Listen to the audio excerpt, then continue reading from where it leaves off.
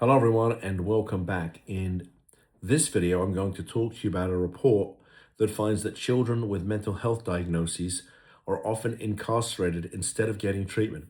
I'm going to put a link to this article in the description for the video. But this is pretty alarming stuff. A new report from Congress has raised the alarm about children with mental health conditions being held in juvenile detention rather than getting treatment.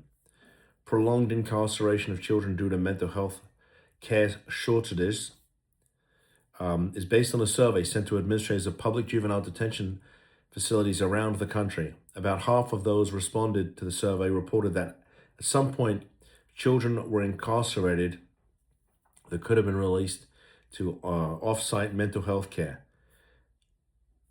According to the survey, 75 juvenile detention centers in 25 states reported holding youths for days or even months until space became available at a long-term psychiatric residential treatment facility.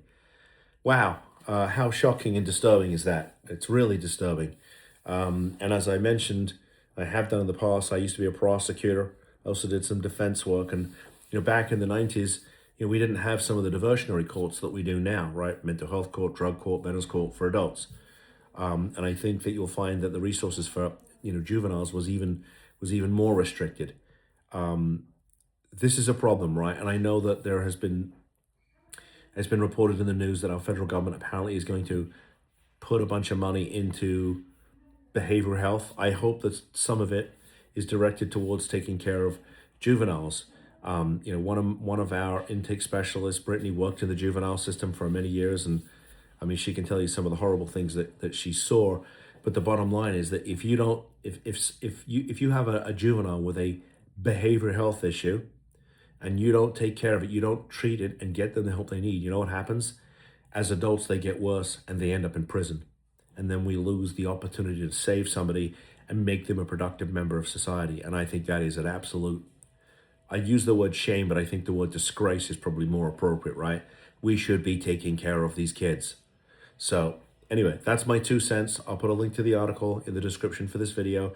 If you have any comments or questions, I'd love to hear what you have to say on this topic.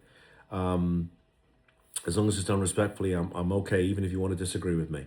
And if you are a family out there who's hearing this and you have somebody, under the age of 18 who's having issues, we can help you, okay? There are options, both legal and non-legal, that may or may not be available to you, and we want to have the discussion with you.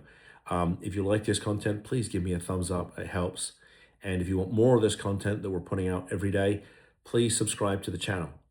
I put this content out so you can get the information that you need, and so you don't have to pay a lawyer to give it to you.